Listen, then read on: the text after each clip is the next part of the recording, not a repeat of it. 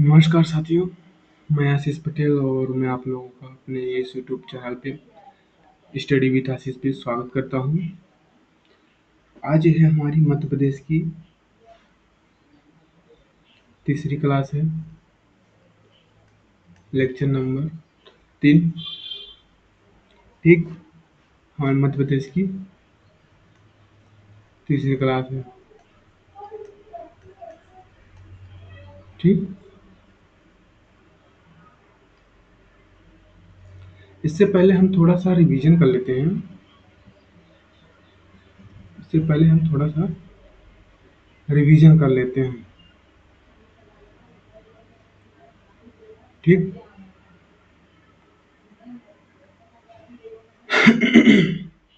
हमने कल देखा था 1947 से, हमने देखा था 1947 से 1956 तक की स्थिति को देखा था। किसको देखा था? 1956 तक की स्थिति को हमने देखा था। 1956 तक की स्थिति, इसमें से इसे हमने, इसमें जो रियासतें थी उन्हें 4 भागों में बांटा गया था। रियासतों को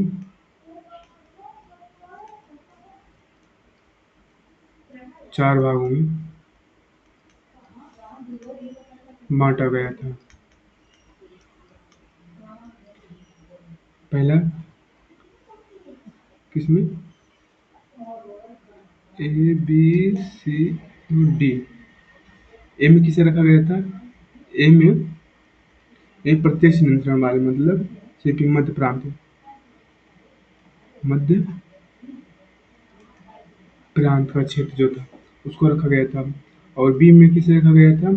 बी में अप्रत्यक्ष नियंत्रण वाले जो क्षेत्र थे। इसमें जो ये जो था, ये प्रत्यक्ष नियंत्रण वाला क्षेत्र था।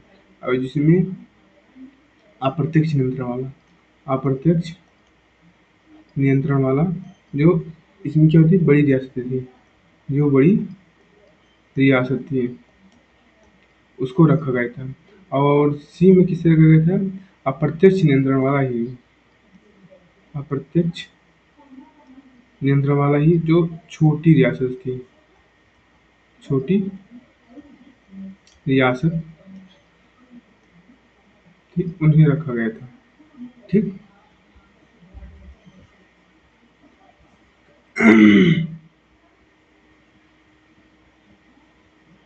ठीक है। अब इसे हमने देखा था।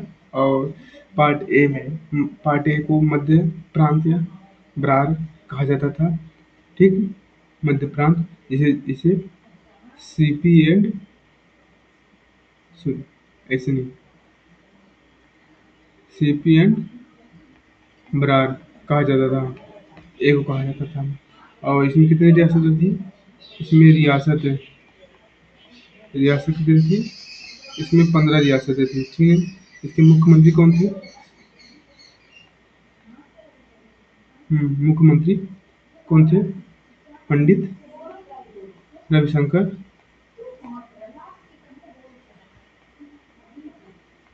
शुक्ल। अरे यार, शुक्ल कौन थे? रविशंकर शुक्ल। ठीक, इसका गठन कब हुआ था? 1 जनवरी 1948 को। गठन कब हुआ था? 1 जनवरी 1948 को। ठीक है ना? और बी में देख लेते हैं।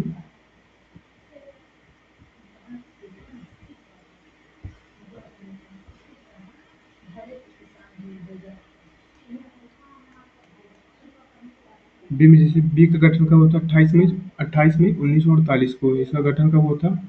गठन हुआ था 28 मई 1948 को हुआ था। इसका नाम मालवा संघ था। नाम मालवा संघ। ठीक, 1950 में इसका नाम क्या रखा गया था? 1950 में 1950 में इसका नाम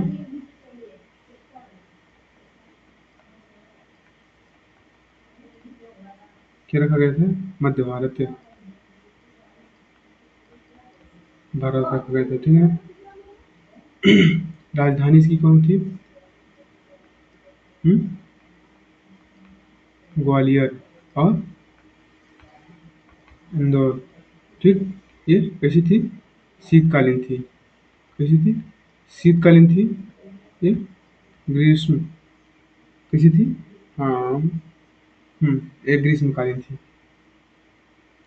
ग्रीष्मी नहीं, हाँ ग्रीष्मकालीन, ठीक। ठीक है ना। अब थोड़ा सा हम देख लेते हैं पार्ट सी में। पार्ट सी का गठन कब हुआ था? 12 मार्च 1948। 12 मार्च 1948 को हुआ था, ठीक है। इसका उद्घाटन कब हुआ था? उद्घाटन 4 अप्रैल, 4 अप्रैल 1948 को हुआ था, ठीक। और इसके मुख्यमंत्री कौन थे? शंभुनाथ। कौन थे मुख्यमंत्री? कौन थे? शंभुनाथ। कौन थे? शंभुनाथ शुक्ल, ठीक। ये हमारा कुछ थोड़ा बहुत महत्वपूर्ण काहे का होगा, लेक्चर 2 का हमारा, ठीक। अब हम थोड़ा सा देख लेते हैं आज की जो क्लासें हैं उसको। आज हम पढ़ने क्या वाले हैं, जैसे कि देख लीजिए भोपाल रियासत हो गया, उसकी कुछ महत्वपूर्ण बातों को देखेंगे।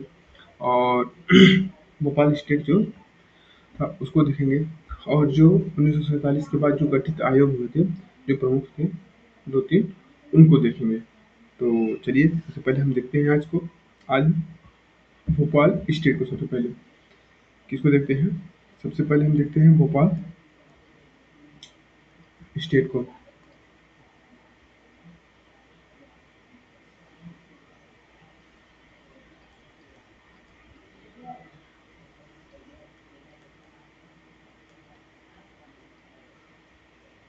ठीक। सबसे पहले हम देखते हैं भोपाल स्टेट को।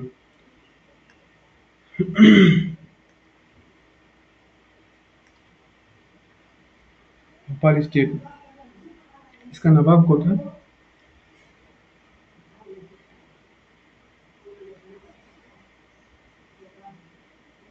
नवाब कौन था? हमीदुल्ला। हमीदुल्ला।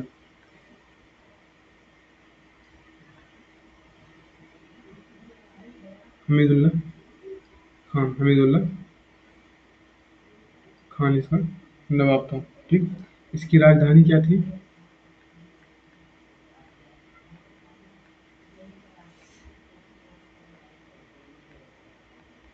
भोपाल थी। क्या थी?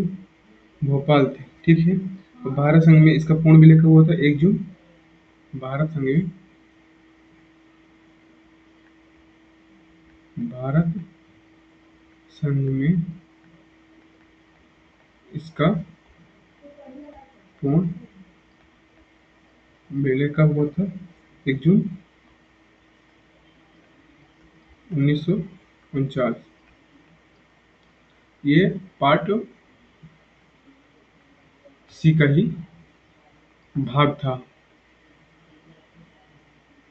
ठीक। पार्ट अगर आता है भोपाल स्टेट किस पार्ट का भाग था? पार्ट सी का। किसका? पार्ट सी का ये भाग था, ठीक है।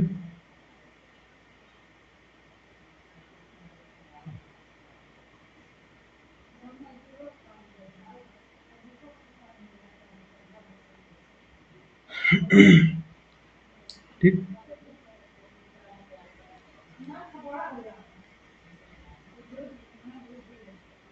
अब हम देख लेते हैं कौन सा, इसके मुख्यमंत्री कौन थे? मुख्यमंत्री कौन थे? मुख्यमंत्री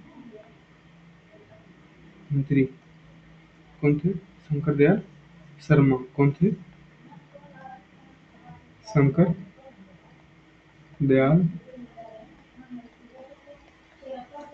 शर्मा, ठीक, 1952 से 1956 तक। कब से थे? 1952 से 56 तक। ठीक, 1952 से 56 तक ये नौवे राष्ट्रपति भी थे। नौवे राष्ट्रपति भी थे। ठीक, कौन थे?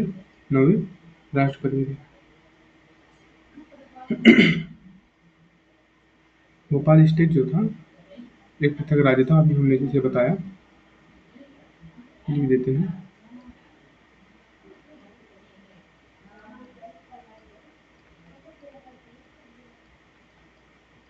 एक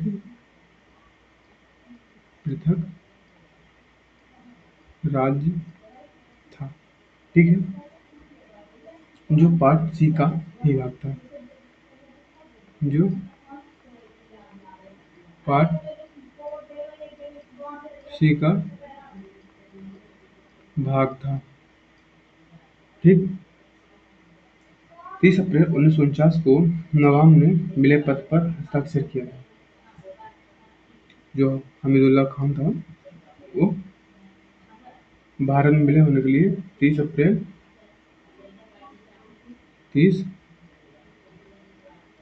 1949 को नवाब ने विलय पत्र पर हस्ताक्षर किया था।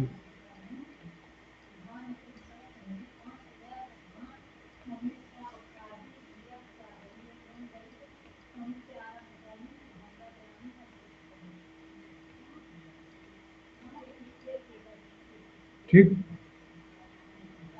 और जून 1 जून 1949 को पूर्ण विलय हुआ था। और 1 जून 1949 पूर्ण रूप से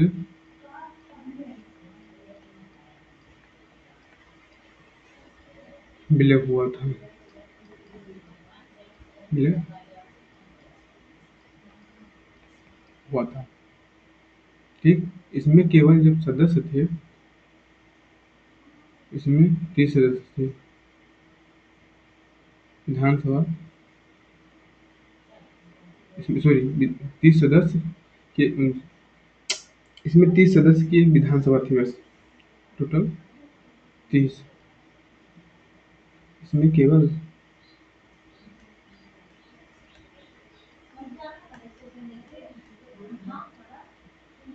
इसमें केवल 30 सदस्य।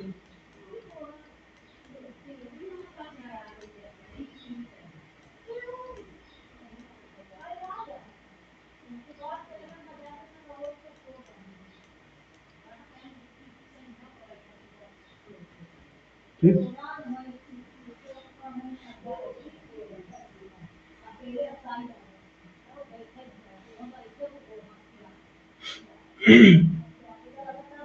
ठीक, अब ये हमारा होगा कुछ महत्वपूर्ण बातें किसके? भोपाल स्टेट के। ठीक, अब हम देखते हैं 1947 के बाद गठित जो प्रमुख आयोग थे।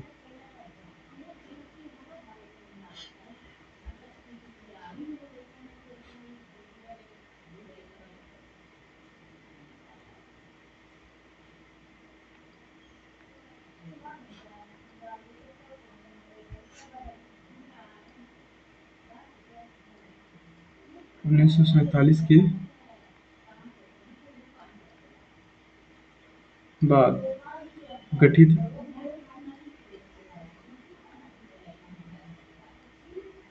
प्रमुख आयोग।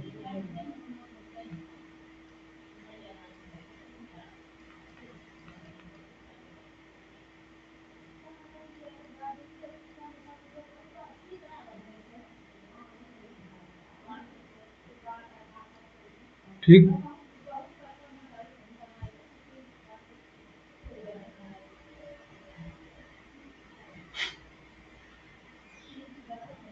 इससे हो गया धरा आयोग, हो गया जेबीपी समिति, हो गई और राज्य पुनर्गठन आयोग आ गया। तो इसमें देख लेते हैं थोड़ा सा। धर आयोग कब आया था? धर आयोग आया था 1948 में। फिर एक जे बी पी समिति, ये कब आई?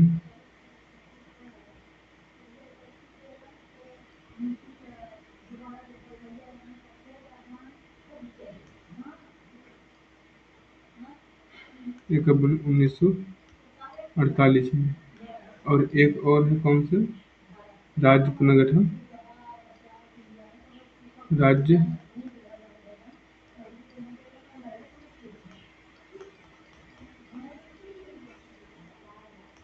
आयोग, ये कब आया? 1953 में। ठीक। तो हम सबसे पहले देख लेते हैं, इसको देख लेते हैं।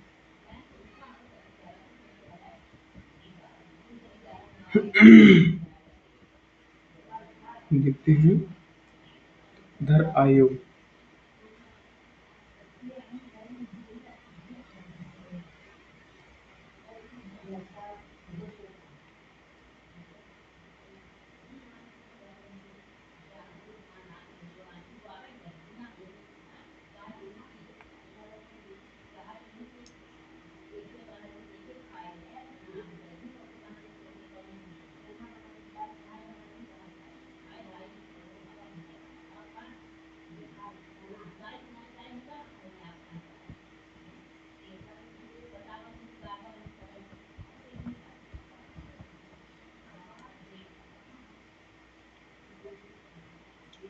ठीक। धर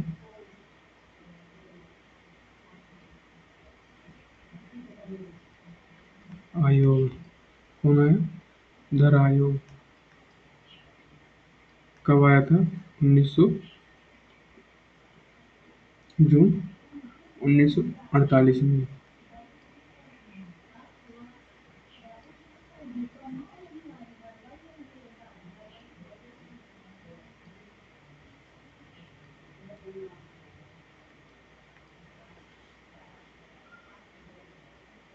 कब आया?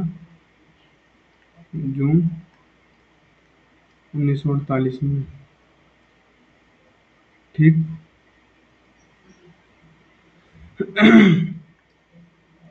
ठीक, इसकी रिपोर्ट दिसंबर 1948 में पेश की गई। रिपोर्ट 1948 में पेश की गई। इसमें जैसे तेलुगु, कन्नड़, मराठी भाषाओं के लोगों ने भाषा के आधार पर राज्यों के पुनर्गठन की मांग करने लगे। ठीक, पुनर्गठन की मांग करने लगे। फिर क्या हुआ? फिर संविधान सभा के अध्यक्ष डॉक्टर राजेंद्र प्रसाद ने मांग को मानते हुए इलाहाबाद के उच्च न्यायालय के उच्च न्यायालय के सेवानिवृत्त जो न्यायाधीश थे इसके उन्हीं की अध्यक्षता में 3 सदस्यों के आयोग की एक गठन किया। ठीक। तो इसे थोड़ा सा भी लिख देते हैं, जरूरी है। ठीक।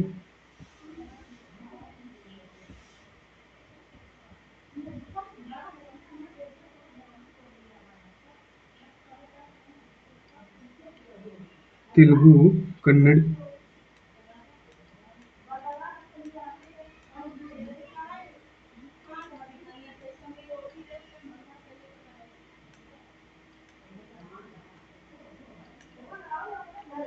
मराठी भाषा के लोगों ने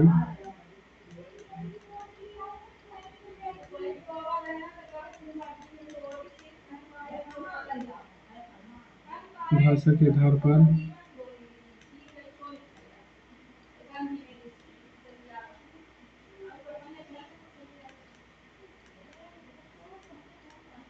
भाषा के आधार पर राज्यों के गठन की मांग उठने लगी।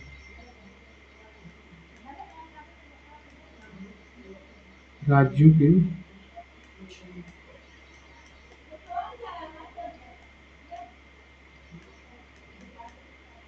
मान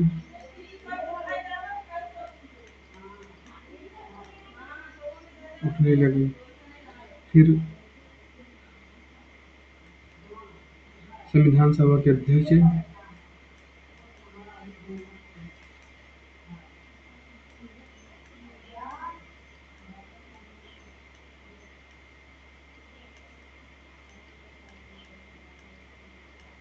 डॉक्टर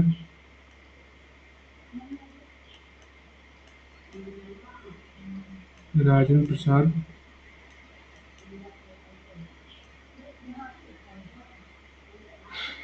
डॉक्टर राजेंद्र प्रसाद ने मांग को मानते हुए डॉक्टर राजेंद्र प्रसाद ने मांग को मानते हुए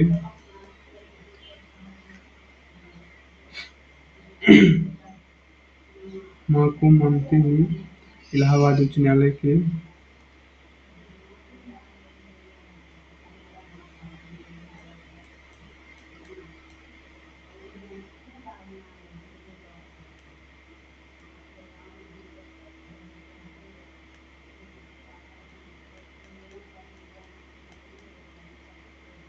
इलाहाबाद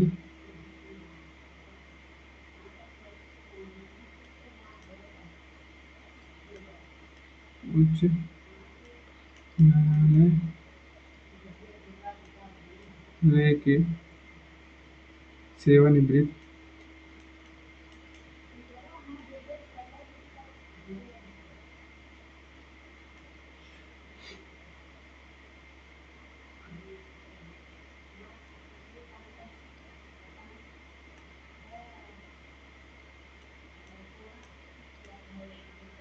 सेवानिवृत्त न्यायाधीश न्याय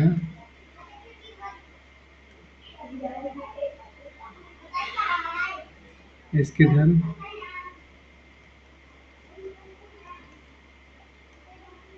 एसके धर की अध्यक्षता में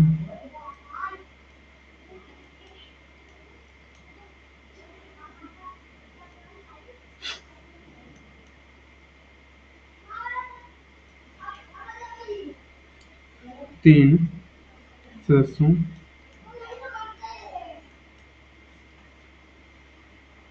3 सदस्यों आयोग का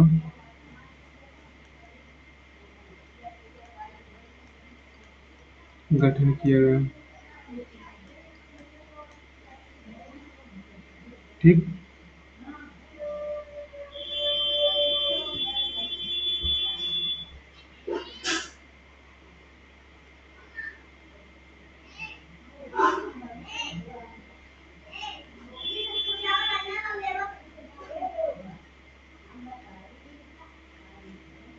इसके कार्य विशेष रूप से दक्षिण भारत में जो उठी इस मांग को, जो भाषा के आधार पर राज्य का गठन की मांग उठ रही थी, उसकी जांच करना, भाषा के आधार पर राज्यों का गठन करना सही है या गलत है, उसकी जांच करना, इसका धर आयोग का कार्य था। कार्य क्या था? धर आयोग का कार्य था कि जो विशेष रूप से दक्षिण भारत में विशेष रूप से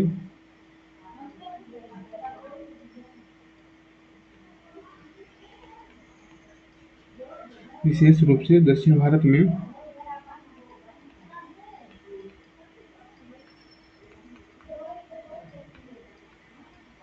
दक्षिण भारत में उठी इस मांग को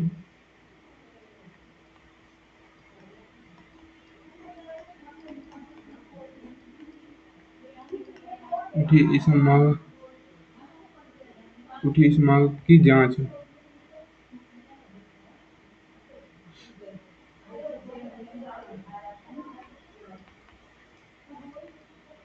उठी इस मांग की जांच करना था। ठीक है, जांच करना था कि भाषा के आधार पर जो एक सेकंड, भाषा के आधार पर,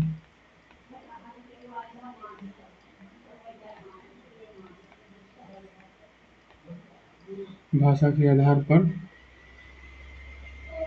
राज्यों का राज्यों का गठन करना। कहा था कि जो विशेष रूप से जो दक्षिण भारत थे, दक्षिण भारत के लोग थे, इस तेलुगु, कन्नड़, मराठी जो भाषा के लोग थे, उन्होंने भाषा के आधार पर राज्य के गठन की मांग करने लगे। ठीक। तो फिर एक धर आयोग बना था 1 जून 1948 को, जिसकी रिपोर्ट दिसंबर 1948 में पेश किया गया था। ठीक। ये संविधान सभा के जो अध्यक्ष थे डॉक्टर राजेंद्र प्रसाद, डॉक्टर राजेंद्र प्रसाद ने एक एक क्या बनाया, एक 3 सदस्यों की एक आयोग बनाया, जिसमें से इलाहाबाद हाई कोर्ट, इलाहाबाद उच्च न्यायालय के सेवानिवृत्त जो न्यायाधीश थे एस के धर की अध्यक्षता में, किसे अध्यक्ष बनाया गया, एस के धर को अध्यक्षता में, मतलब एस के धर को अध्यक्ष बनाया गया। उनकी अध्यक्षता में 3 सदस्यों की आयोग गठन किया गया। इसका कार्य क्या था, जो ये लिखा है, विशेष रूप से दक्षिण भारत में उठी इस मांग को, जो मांग उठ रही है कि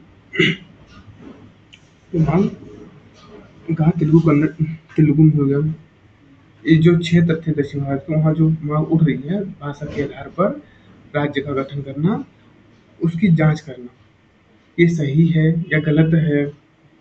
ठीक। उसकी उसकी जांच करने के लिए धर आयोग का गठन किया गया। आयोग अपनी रिपोर्ट तो बता दिया अभी, 1948 में प्रस्तुत किया था, और कहा कि भाषाई विचारों पर प्रांतों का गठन राष्ट्र के हित में नहीं है। मतलब 1948 में अपना रिपोर्ट प्रस्तुत किया और कहा कि भाषा भाषाई विचारों पर प्रांतों का गठन करना राष्ट्र के हित में नहीं है। ठीक। अगर भाषा के आधार पर कर देंगे तो राष्ट्र के हित में नहीं है। ठीक। इसमें बोला गया तो इसका तीव्र विरोध हुआ, बहुत सारा विरोध होने लगा। ठीक। जब बहुत सारा विरोध होने लगा तो इसमें फिर जेबीपी समिति जो बनी थी 3 लोगों की, उसका नाम क्या था, जेबीपी। ठीक। जवाहरलाल नेहरू, वल्लभ भाई पटेल, सरदार वल्लभ भाई पटेल और बी पट्टाभी सीतारामैया, जेबीपी। ठीक। तो हम आ जाते हैं तीसरी। ठीक। जो जेबीपी समिति बनी थी उसको देखते हैं। कौन समिति बनी थी, जेबीपी समिति,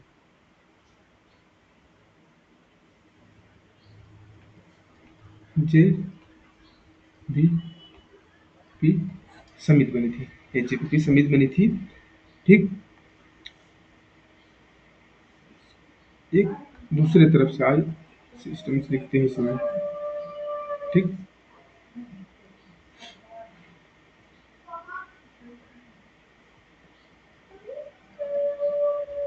जेबीपी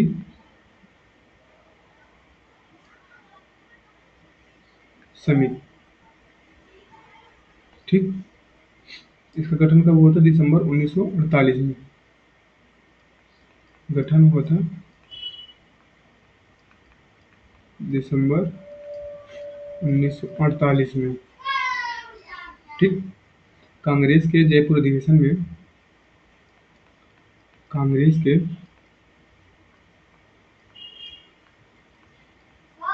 जयपुर अधिवेशन अधिवेशन में, ठीक, इसका गठन किया गया। रिपोर्ट कब पेश की गई थी, अप्रैल 1949 में। रिपोर्ट 1949 में, अप्रैल अप्रैल 1949 में इसकी रिपोर्ट पेश की गई थी। ठीक। इसके 3 सदस्य थे। 3 सदस्य कौन कौन थे, 3 सदस्य थे, एक सेकेंड। पहले थे जवाहरलाल नेहरू।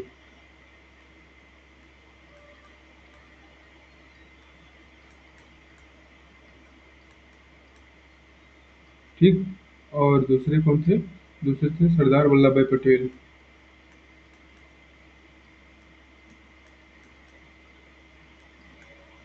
वल्लभ भाई, वल्लभ, वल्लभ नहीं, वल्लभ वल्लभ।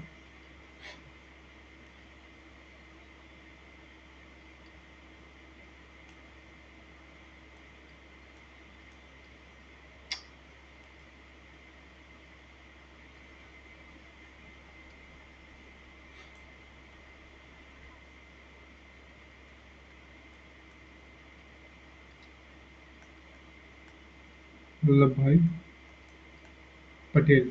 ठीक। ठीक। और एक थे बी पट्टाभी सीतारामैया। कौन थे? बी पट्टाभी। पट्टाभी सीतारामैया। सीतारामैया। हाँ, मैया। ठीक। इनका नाम जे जवाहरलाल नेहरू, बी वल्लभ भाई पटेल और पी पट्टाभी सीतारामैया। इसे जेबीपी, जे बी पी समिति का गठन किया गया। ठीक। अपनी रिपोर्ट 1949 में भाषाई आधार पर राज्यों के पुनर्गठन की मांग को अस्वीकार कर दिया। जो भाषा के आधार पर रिपोर्ट आई थी, अपनी रिपोर्ट में अप्रैल 1949 में भाषाई आधार पर राज्यों के पुनर्गठन की मांग को अस्वीकार कर दिया। इन्होंने अस्वीकार कर दिया था। क्या किया था? अस्वीकार कर दिया भाषा के आधार पर गठन की मांग। इस समिति की रिपोर्ट के बाद मद्रास के थोड़ा सा जो ये समिति थी, इसके बाद एक मद्रास राज्य के तेलुगु भाषाई द्वारा पोट्टी श्री रामुलु एक व्यक्ति थे, जिन्होंने उनके नेतृत्व में भाषाई भाषाई द्वारा मतलब जो श्री राम पोट्टी पोट्टू श्री रामुलु के नेतृत्व में पृथक राज्य की मांग को लेकर एक आंदोलन प्रारंभ हो गया। बेहद आंदोलन प्रारंभ हो गया, बहुत बड़ा आंदोलन प्रारंभ हो गया। जो एक भूख 58 दिनों का एक भूख हड़ताल पर इन्होंने कौन रामुलु ने श्री रामुलु ने बैठ गए, अनशन पर बैठ गए। जो 58 दिनों के बाद 15 दिसंबर 1952 को इनकी मृत्यु हो गई। ठीक। जिससे इनकी मृत्यु हुई तो और तीव्र गति से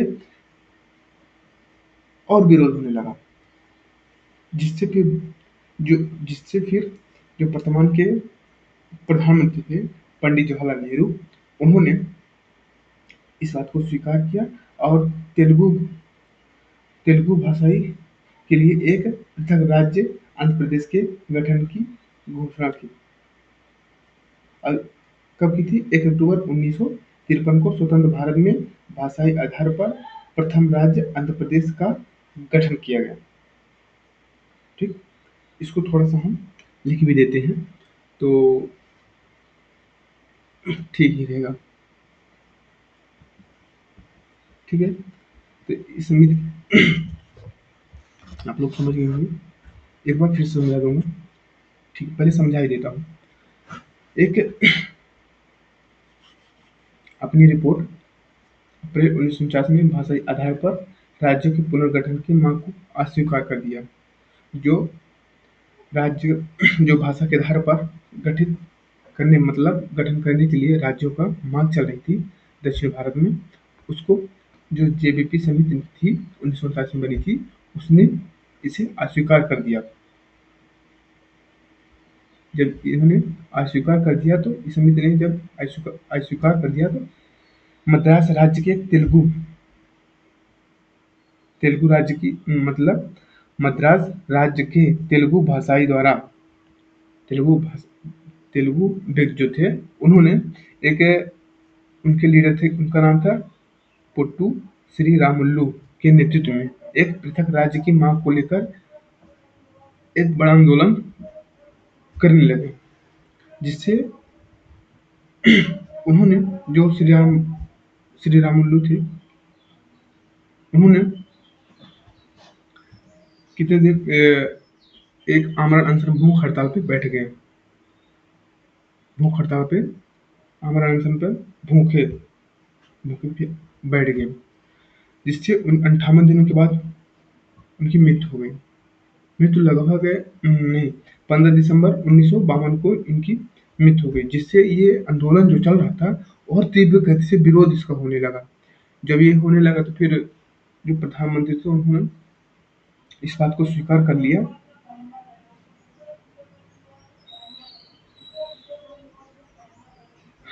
वर्तमान प्रधानमंत्री जो थे, जब पंडित जवाहरलाल नेहरू ने तेलुगु भाषियों के लिए एक पृथक राज्य आंध्र प्रदेश के गठन की घोषणा की। ठीक, जब घोषणा की, कब की थी? 1 अक्टूबर 1953 को। 1 अक्टूबर 1953 को भाषा स्वतंत्र भारत में भाषाई आधार पर प्रथम राज्य आंध्र प्रदेश का गठन किया गया। ठीक, इसको थोड़ा सा लिख देते हैं। अस्वीकार करके 1949 में इस समिति की रिपोर्ट के बाद मद्रास राज्य के तेलुगु ठीक जो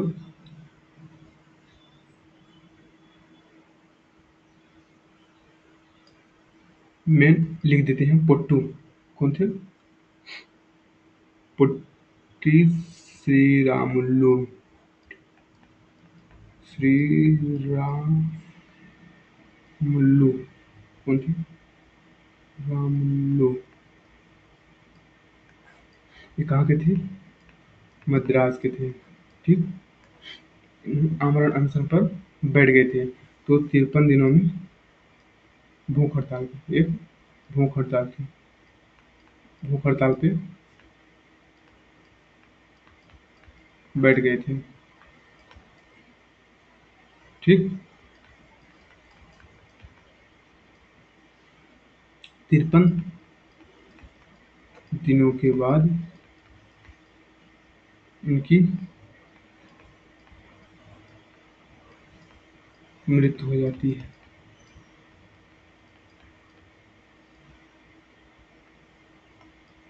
कब होती है इनकी मृत्यु? कितनी तारीख होती है? 15 दिसंबर 1952 को इनकी मृत्यु हो जाती है। ठीक, 58 दिनों की 53 दिनों में 53 दिनों की 58 दिन, ये कंफ्यूज है। 53 दिनों की 58 दिन।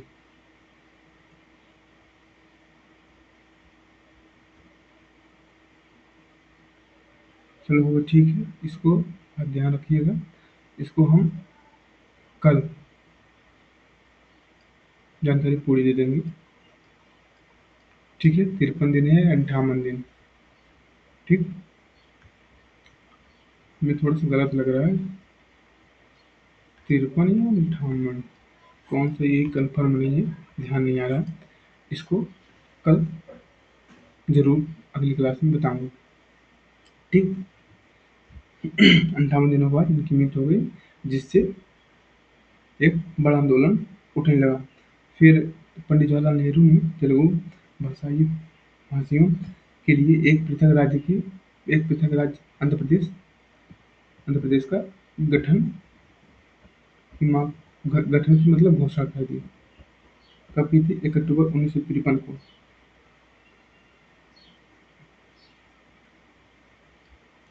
1 अक्टूबर 1953 को स्वतंत्र भारत में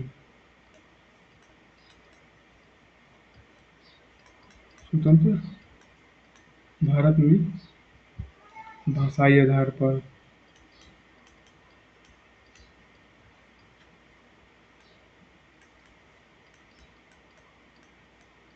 भाषाई आधार पर पृथक राज्य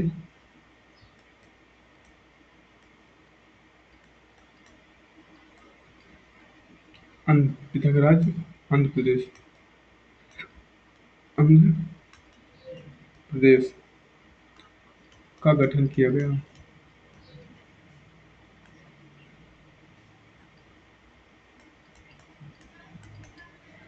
ठीक। अब जब गठन किया गया तो राज्य पुनर्गठन आयोग बनाने के लिए बातें उठने लगी। तो उससे थोड़ा भी एक पहले और कर लेते हैं।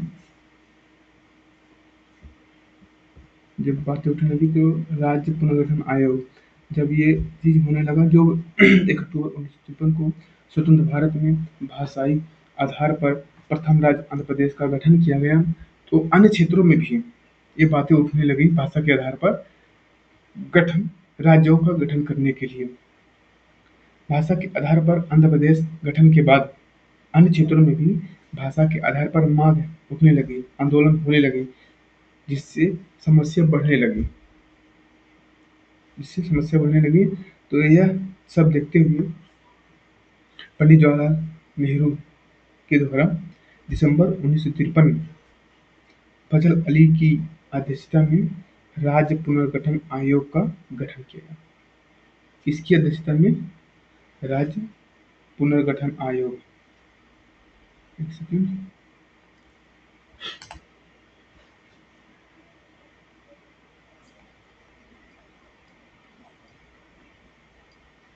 राज्य पुनर्गठन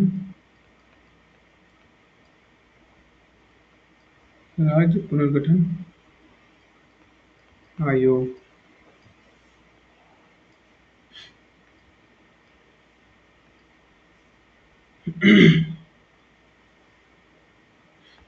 किसकी अध्यक्षता में थी? दिसंबर 1953 दिसंबर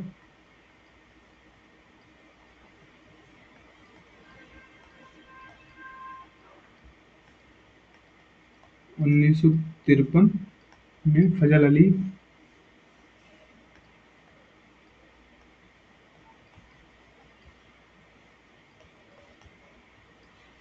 अली की अध्यक्षता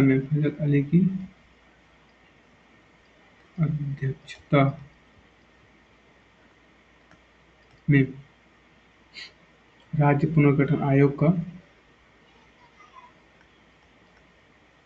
राज्य पुनर्गठन आयोग का गठन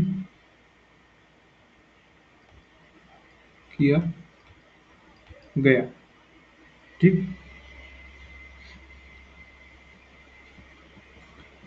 इस आयोग के सदस्य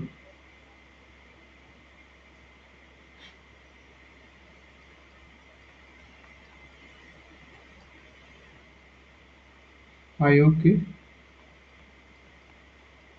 सदस्य आयोग के सदस्य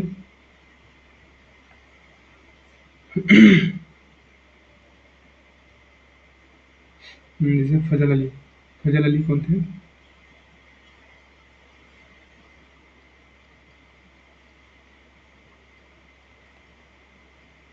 फजल अली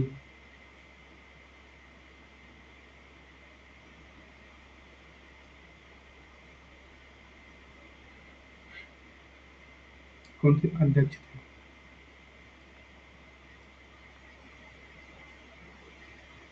ठीक। ये हाई कोर्ट इलाहाबाद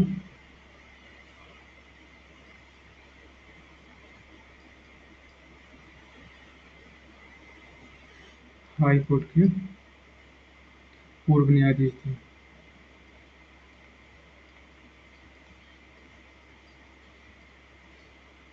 ठीक। और हृदय नाथ कुंजारू, ये थे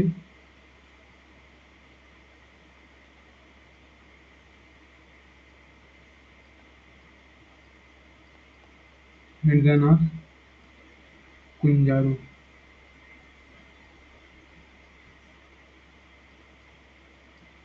ये भी सदस्य थे, संविधान सभा के सदस्य।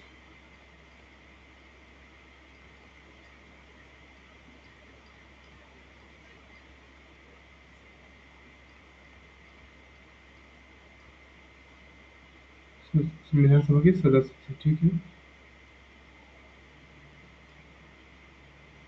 और के एम परिक्कर, के एम परिक्कर,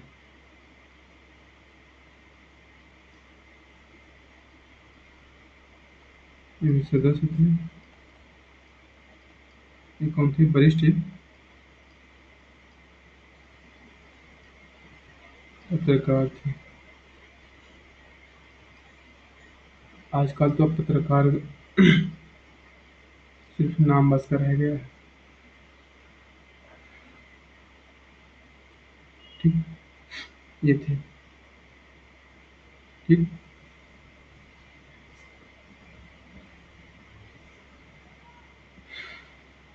आयोग द्वारा 30 दिसंबर 1955 को केंद्र सरकार को सौंपे गए प्रतिवेदन में इस बात को व्यापक रूप से स्वीकार किया कि राज्यों के पुनर्गठन में भाषाओं को मुख्य आधार बनाया जाना चाहिए, लेकिन इनमें एक राज्य मतलब एक राज्य एक भाषा के सिद्धांत को अस्वीकार कर दिया।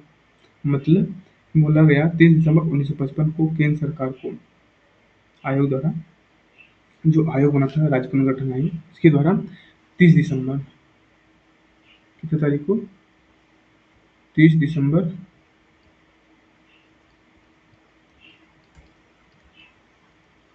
1955 को केंद्र सरकार द्वारा केंद्र सरकार को सौंपे गए प्रतिवेदन में इस बात का व्यापक रूप से स्वीकार किया गया कि राज्यों के पुनर्गठन में भाषा को मुख्य आधार बनाया जाना चाहिए, लेकिन इसमें एक राज्य एक भाषा के सिद्धांत को स्वीकार कर दिया। बोला गया कि एक राज्य जो है एक भाषा के मतलब एक राज्य एक भाषा के सिद्धांत को स्वीकार कर दिया, मतलब एक राज्य जो है एक भाषा को लेकर के नहीं चलेगा। जो मतलब जो मान लीजिए कोई और भी व्यक्ति है, अब मान लीजिए महाराष्ट्र में कोई व्यक्ति मराठा मतलब मराठी बोलता है, कोई हिंदी बोलता है, तो अब मान लीजिए महाराष्ट्र में उसमें मराठी मराठी थोड़ी रहेंगे, हिंदी भी रहेंगे, अंग्रेजी वाले भी रहेंगे, जो अंग्रेजी बोलते हैं वो भी रहेंगे, उर्दू वाले भी रहेंगे।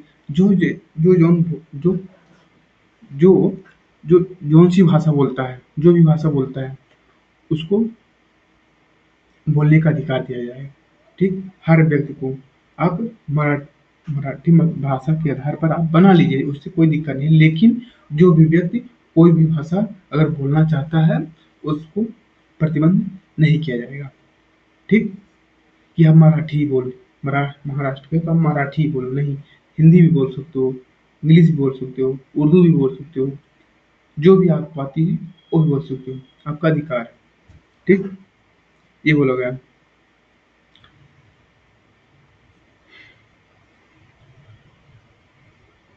ठीक। और राज्य पुनर्गठन अधिनियम 1956 में, जो एक राज्य पुनर्गठन अधिनियम 1956, 31 अगस्त 1956 को राज्य पुनर्गठन अधिनियम पारित किया गया था। राज्य पुनर्गठन अधिनियम कब पारित किया गया था?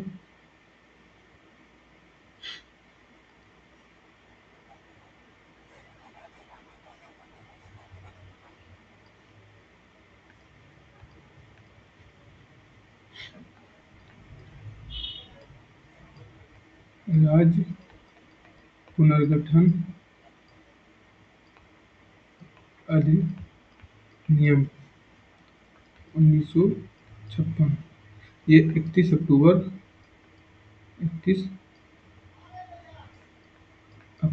1956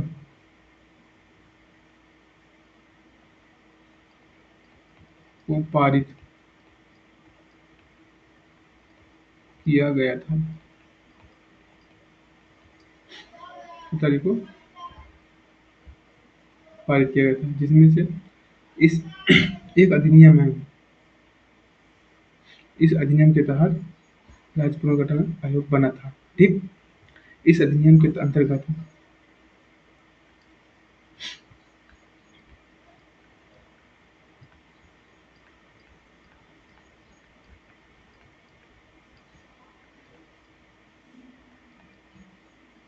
इस अधिनियम के अंतर्गत 14 राज्य तथा 6 केंद्र शासित प्रदेश बने थे। ठीक, आज की हमारी क्लास यहीं तक रहेगी। और आप लोगों को ये क्लास कैसी लगी है? अगर आप लोगों को अच्छी क्लास लगी तो शेयर जरूर करिएगा, लाइक भी करिएगा, कमेंट करके जरूर बताइएगा। तो चलिए मिलते हैं हम अगली क्लास आपके लेक्चर 4 नंबर में। तो जय हिंद दोस्तों, हम अगली क्लास में जरूर मिलेंगे।